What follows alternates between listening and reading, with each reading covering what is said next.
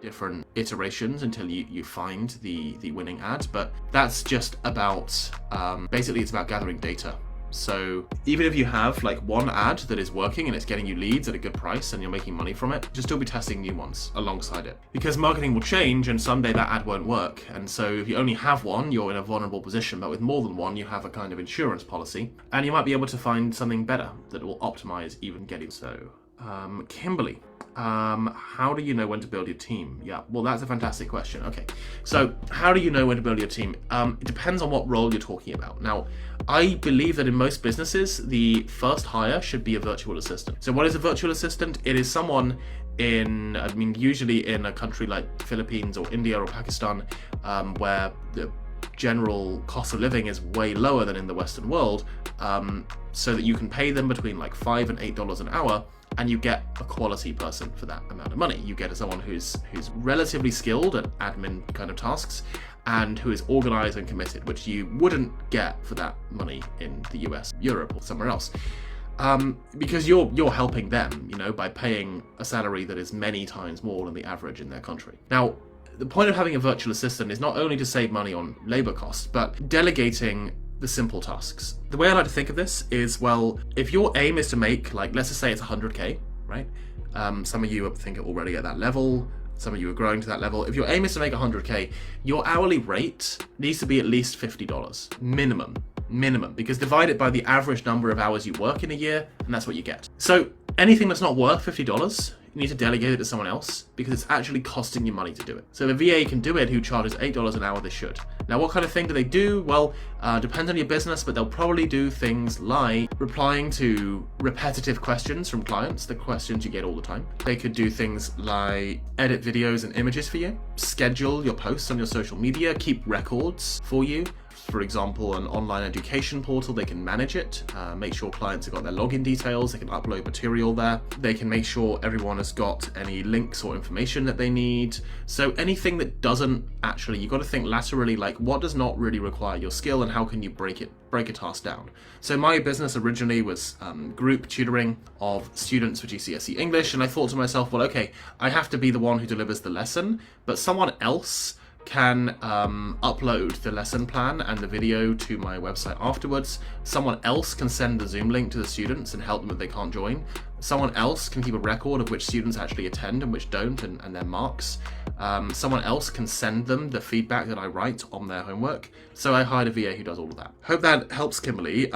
Like later down the line, you may, and this depends on your price point and offer, you may want to have a sales department, and usually you have two roles. You have a setter and you have a closer. And the setter might be messaging people, but they might be on the phone doing kind of short qualifying calls just to make bookings. The closer actually then would take those bookings on a Zoom call normally and finish the sale. So once you can delegate sales successfully, that is when you can really get massive growth, because then you have a machine, right, that doesn't rely, there's no bottleneck of your time anymore. So if you can get leads and pay someone to close them for you at a profit, and you can handle more clients, then you can grow massively, right? It's an absolute game changer once you can do it. It's not easy to successfully run a sales team. You've got to know how to sell yourself first. Like, you can't do it if you don't know how to close yourself, because they won't be able to like learn from you and they won't be able to be led by you. That's it. And if you've got a good offer, then you can pay like commission only. You can pay your closer 10, 12% of the sales. And if you're making good money in your business, if you're at like, and generally this would come actually once you've got to 6 figures,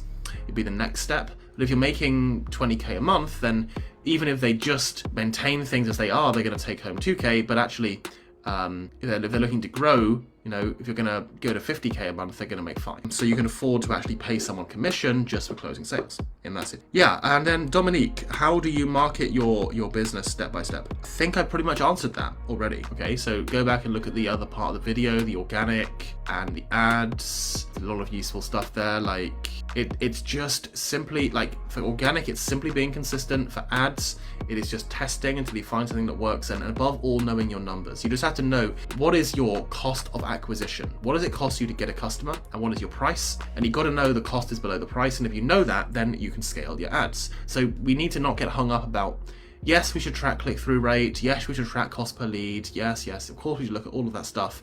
But if your cost of acquisition is lower than the value that a client generates, that's after you take off the cost of actually helping that client, then you've got a scalable business. Okay, that's it. Right, okay everyone, I hope that helps. I'm excited because many of you I am working with already.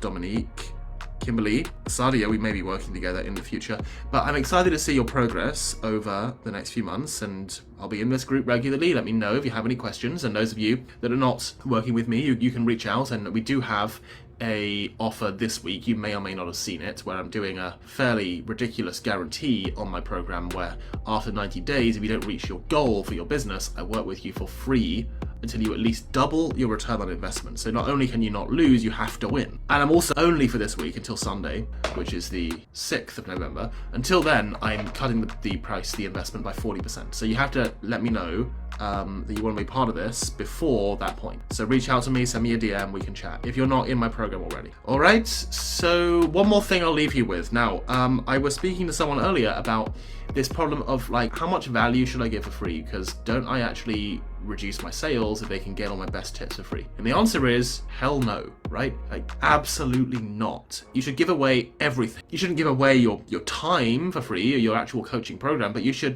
give away information for free. Because a lot of information, even in these super high ticket programs, even in masterminds that I've been in where you spend 30K to join and you've got to be making 100K already to even qualify, even in these masterminds, a lot of the information, yeah, you could find it online on YouTube somewhere. Sure. So what people pay for when they pay for a high ticket program is not information. They pay for accountability, they pay for structure, knowing what to do in what order, and they pay for the personalization. How does it relate to their situation? So no one's really going to be deterred from investing in you because they got some information for free.